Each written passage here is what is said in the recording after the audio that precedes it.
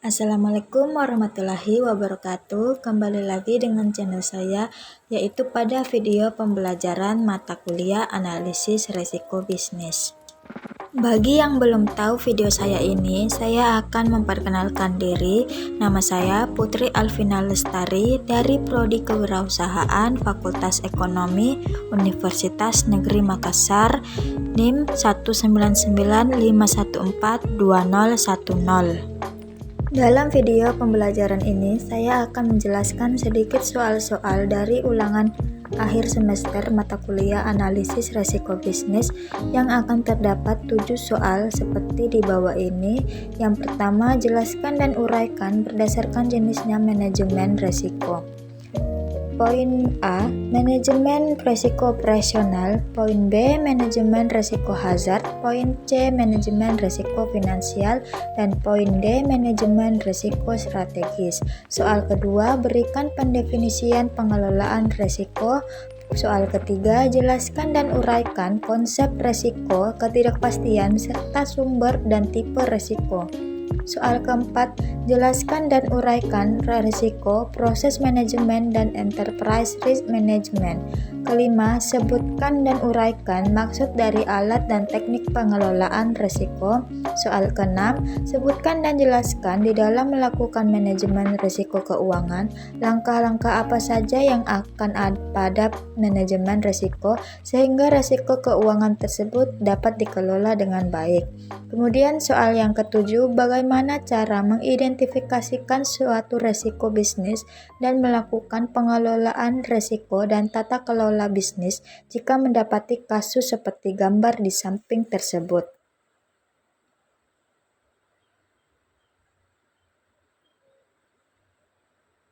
Soal yang pertama, jelaskan dan uraikan dengan berdasarkan jenisnya manajemen risiko yang dimana akan dibagi menjadi 4 bagian.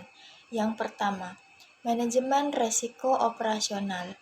Pengertian dari risiko operasional itu akan timbulnya suatu risiko yang dimana tidak memiliki fungsi sistem internal yang berlaku, kesalahan manusia, kegagalan suatu sistem, serta faktor eksternal yang seperti bencana alam, demonstrasi yang besar, dan lain sebagainya.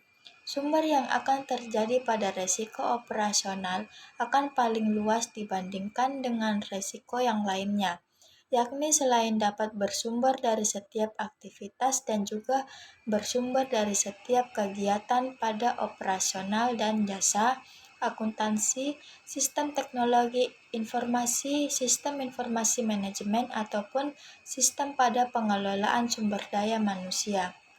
Manajemen risiko operasional akan terdapat 4 jenis kejadian dengan berdasarkan frekuensi serta dampaknya.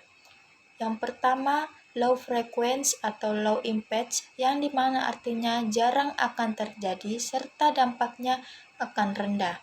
Kedua, low frequency, high impact, yang dimana artinya jarang akan terjadi namun dampaknya akan sangat besar.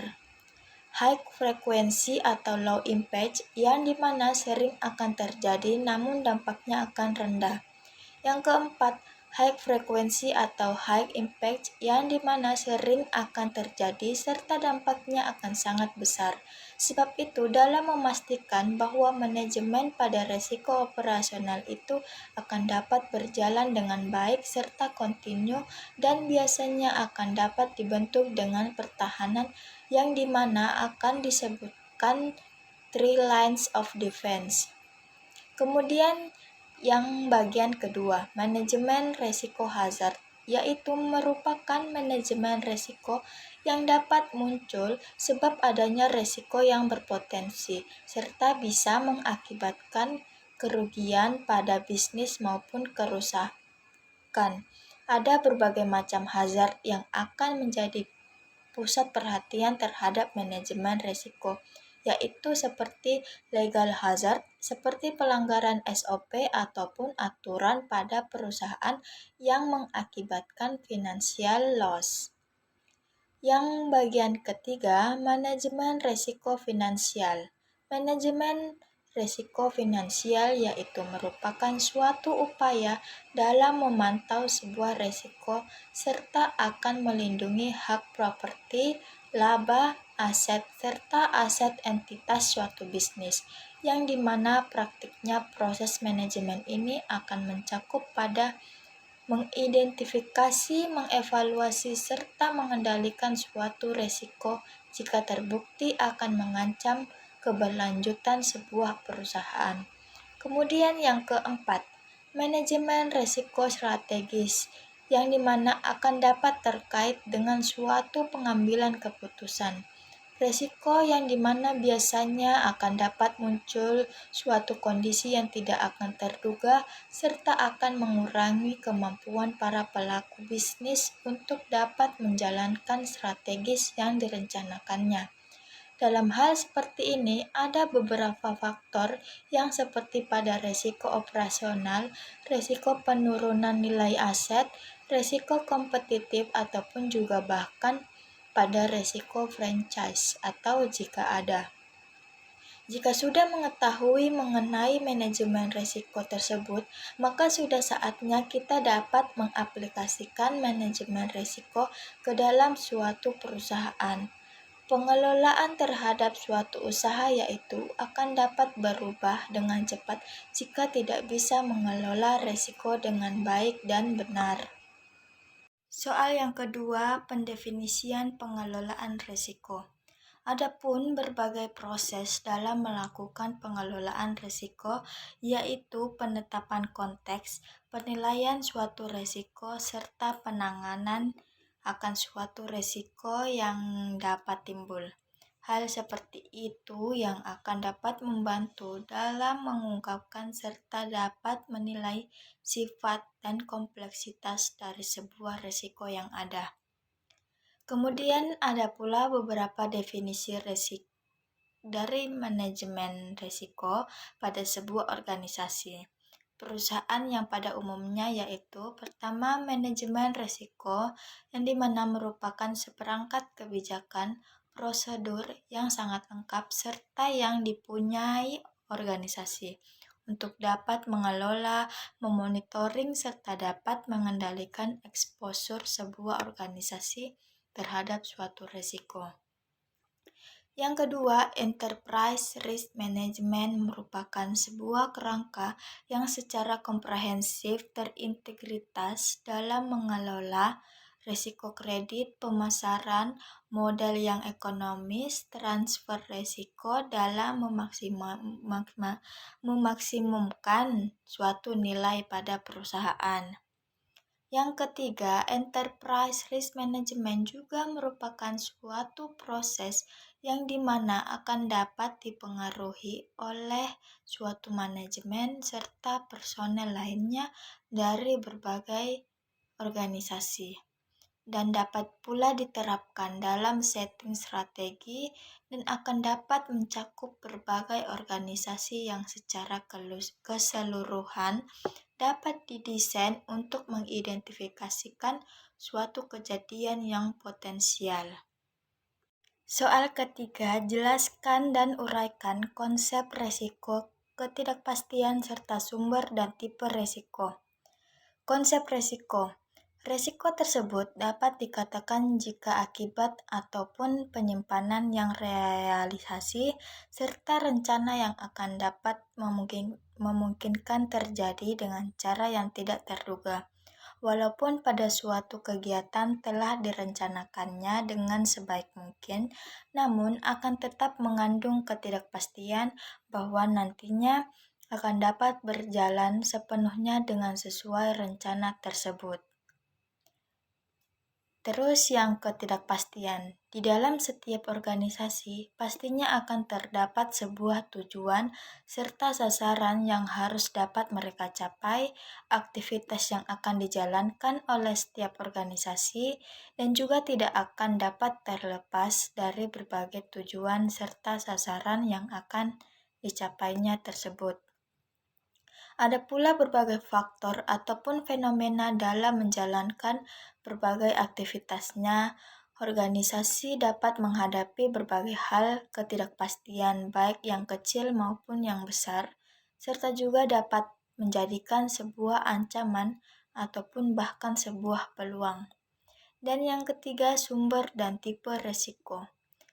Berikut ini ada beberapa sumber dari sebuah resiko yang dimana perlu untuk kita ketahui jika ingin dapat melakukan sebuah upaya dalam meminimalisir suatu resiko, yang terutama jika dalam melakukan sebuah aktivitas pada suatu usaha yang akan dilakoninya. Berikut sumber pada suatu resiko yang menjadi sebagai referensi. Yang poin pertama, politik. Sumber pada politik akan dapat terkait dengan sebuah resiko yang dimana akan muncul dengan diakibatkan oleh kebijakan dari berbagai kegiatan politik. Kemudian poin kedua, lingkungan. Sumber pada resiko ini merupakan resiko yang akan muncul dari lingkungan kita yang dapat melakukan kegiatan suatu usaha. Kemudian poin ketiga, perencanaan. Perencanaan ini akan dapat berkaitan langsung dengan munculnya suatu resiko yang dapat bermula pada proses perencanaan yang akan dilakukan dalam menjalankan suatu usaha. Poin keempat, pemasaran. Risiko ini dapat muncul disebabkan dengan sumber pemasaran ketika kita melakukan sebuah aktivitas pada suatu bisnis. Poin kelima, ekonomis. Sumber ini akan dapat berkaitan dengan suatu risiko yang dimana akan terdapat pada sumber kebijakan ekonomis seperti pada kurs mata uang, inflasi, nilai pajak, dan suku bunga. Dan yang keenam, keuangan. Keuangan pun akan dapat berpotensi dalam munculnya suatu risiko yang telah ada. Risiko yang akan dapat bersumber pada suatu aspek ekonomi yang tidak hanya akan dapat berpengaruh kepada para pelaku kegiatan suatu usaha, akan tetapi juga dapat berlaku pada perkembangan suatu masyarakat. Dan yang ketujuh, alami. Sumber alami dalam suatu risiko ini akan berawal pada alam seperti kondisi cuaca yang akan dapat saja menghambat para pelaku usaha dalam melakukan kegiatan pada bisnisnya. Yang kedelapan, teknis. Sumber resiko pada teknis ini akan berhubungan dengan berbagai hal yang berkaitan langsung dengan kegiatan teknis pada kenyataannya, seperti pada kondisi operasional setiap perusahaan yang dimana sebagai salah satu contohnya. Kemudian yang ke-9, manusia. Resiko yang muncul pada sumber ini akan dapat berupa pada kompetensi yang akan berakibat pada kemampuan, kelalaian, serta kelelahan. Ke-10, kriminal. Sumber ini akan dapat berkaitan dengan munculnya sebuah resiko pada bidang pencurian, pemalakan, penipuan, serta resiko yang dapat serupa dengan lainnya. Dan yang terakhir, ke-11, keselamatan. Sumber ini akan dapat berkaitan dengan resiko dalam bidang keselamatan serta kesehatan kerja yang seperti adanya suatu zat yang berbahaya dalam melakukan kegiatan sebuah bisnis. Soal yang keempat, jelaskan dan uraikan resiko, proses manajemen dan enterprise risk management. Bagian A, resiko yang dimana merupakan bahaya, akibat ataupun konsekuensi yang dapat terjadi jika akibat sebuah proses tersebut sedang berlangsung ataupun kejadian yang nantinya akan datang di masa mendatang. Dalam bidang asuransi, resiko juga akan dapat diartikan sebagai suatu keadaan ketidakpastian yang dimana jika terjadi suatu keadaan yang tidak dikehendakinya, maka akan dapat menimbulkan suatu kerugian pada bisnis yang dijalankannya. Bagian B, proses manajemen, yang merupakan daur yang beberapa pada kegugusan kegiatan suatu dasar yang dapat berhubungan dengan cara yang integral, yang dimana dapat dilaksanakannya dalam manajemen dengan cara umum, yaitu pada sebuah proses perencanaan, proses pengorganisasian, proses pelaksanaan, serta pada proses pengendalian dalam rangka mencapai suatu tujuan yang secara ekonomis. Bagian yang ke-C, Enterprise Risk Management, yang mana pada dasarnya merupakan suatu teori yang dapat dilakukan dalam berbagai lingkungan suatu bisnis ataupun pada suatu perusahaan. Karena tanpa adanya manajemen perusahaan tersebut, maka para pebisnis akan merasa kesulitan dalam mendeteksi ataupun mengetahui dalam berbagai hal yang buruk apa saja yang nantinya akan dapat memungkinkan terjadi. Soal yang kelima, sebutkan dan uraikan maksud dari alat dan teknik pengelolaan risiko. Berikut ini ada beberapa alat serta teknik dalam manajemen risiko yang baik akan digunakan oleh manajer proyek mereka terhadap suatu risiko, masalah, serta pada perubahan yang tak akan terhindarkan. Poin pertama, brainstorming, yang dimulai pada proses curah pendapat, yang dimana harus dapat memiliki suatu nilai risiko yang dapat memengaruhi sebuah proyek. Yang kedua, analisis akar penyebab, yang dimana cara lain yang akan dapat mengatasi esensi sesuatu. Oleh karena itu, analisis akar penyebab yaitu sebuah proses yang sistematis yang akan digunakan dalam mengidentifikasikan suatu risiko yang fundamental serta dapat tertanam dalam sebuah proyek. Yang ketiga, kerja keras, SWOT atau sebuah kekuatan, kelemahan, peluang, serta ancaman yang dimana alat ini akan dapat membantu dalam mengidentifikasikan suatu risiko. Yang keempat, daftar risiko. Ini juga merupakan sebuah daftar yang dapat melacak risiko. Alat yang sesederhana, spreadsheet, ataupun seinamis pada perangkat lunak manajemen proyek yang seperti pada projectmanagement.com. Yang kelima, profitabilitas dan dampak matris. Ini dapat membantu kita memprioritaskan sebuah risiko yang paling penting, karena mereka tidak ingin membuang waktu mereka dalam mengejar risiko yang kecil, serta akan menghabiskan sumber daya yang mereka miliki. Yang keenam, penilaian kualitas data risiko. Ini digunakan yang dimana kemudian akan menemukan tingkat informasi tentang risiko yang relevan dengan sebuah manajer proyek. Hal ini dapat membantu manajer proyek dalam memahami keakuratan, keandalan, kualitas, serta integritas risiko yang akan dapat berkaitan langsung dengan data yang akan dikumpulkan. Ketujuh, menggunakan projectmanager.com sebagai alat manajemen risiko.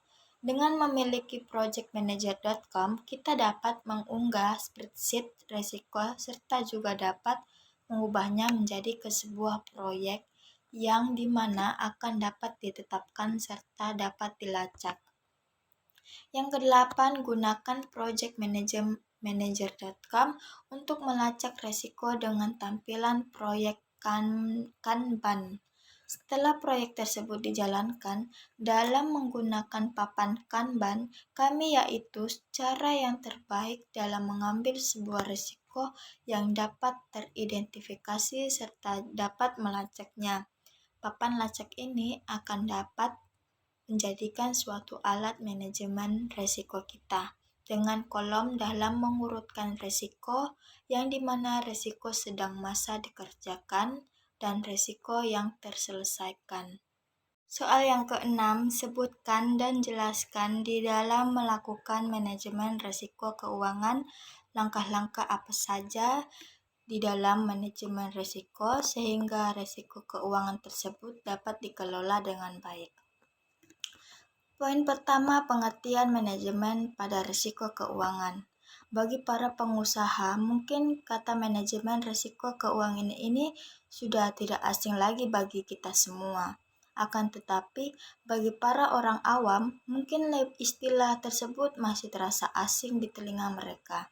Pada dasarnya, manajemen risiko keuangan yaitu merupakan sebuah tindakan yang dapat dilakukan oleh sebuah perusahaan dalam meningkatkan suatu nilai pada perusahaan sebagai upaya dalam mengendalikan sebuah risiko pada keuangan yang dimana bisa saja akan dapat terjadi pada suatu perusahaan. Poin kedua, langkah-langkah dalam melakukan manajemen risiko keuangan yang dimana akan dapat dikelola dengan baik. Pertama, memulai dengan mengidentifikasikan sebuah risiko yang itu dapat meliput dalam berbagai hal seperti menentukan sebuah unit risiko, memahami proses pada bisnis, menentukan suatu barang dan orang yang ada pada suatu aktivitas tersebut, menentukan suatu bentuk kerugian yang akan dapat terjadi, menentukan penyebab terjadinya suatu risiko, membuat daftar risiko. Yang kedua, dapat membuat indikator pada penilaian dari setiap risiko yang ada. Dalam hal ini, maka dibutuhkannya ketelitian dalam memberikan sebuah penilaian dari setiap risiko yang telah diidentifikasikan, serta pada pengetahuan yang dapat memadai bagi para penilai. Yang ketiga, tanggapan risiko pada keuangan. Langkah yang tepat dalam mengelola sebuah risiko yaitu karena sebuah tantang besar yang bagi kita, pemilik bisnis dalam mengambil sebuah keputusan yang strategis serta akan dapat dilakukan dengan berdasarkan dari sebuah respon yang telah diidentifikasikannya. Yang keempat, buatlah sebuah tabel dalam rencana manajemen risiko. Dengan membuat sebuah tabel pada rencana manajemen risiko, kita dapat menanggulangi suatu risiko yang akan dapat terjadi, serta juga akan dapat memberikan sebuah ilustrasi pada gambaran yang seperti pada risiko yang akan nantinya akan dicermati. Yang kelima, action implementation. Dalam melakukan pelaksanaannya, kita harus dapat konsisten dalam melakukan sebuah metode yang sudah disepakati serta direncanakan di awal, sehingga dapat mengurangi risiko pada kerugian. Yang keenam, monitoring, evaluate, serta review. Dalam ketiga proses tersebut merupakan sebuah langkah akhir dalam melakukan sebuah manajemen risiko, sehingga dibutuhkannya secara sistematik pada struktural awal dari segi perencanaan, evaluasi, serta dapat memberikan sebuah catatan atas risiko yang dicermatinya. Kemudian soal yang ketujuh, yaitu bagaimana cara mengidentifikasi risiko bisnis dan melakukan pengelolaan risiko dan tata kelola bisnis jika mendapati kasus seperti pada gambar di bawah ini. Poin A, berikut ini ada beberapa langkah yang akan dapat mengidentifikasikan risiko, yaitu dapat mengidentifikasikan sebuah risiko serta dapat mempelajari karakteristiknya, dapat mengukur sebuah risiko, selalu dapat melihat seberapa besarkah dampak yang akan terjadi pada kinerja suatu perusahaan, serta dalam menentukan prioritas risiko. Dan dapat melakukan prioritas risiko yang dimana kualifikasinya pada risiko itu merupakan salah satu sebuah komponen yang paling penting dalam langkah tersebut.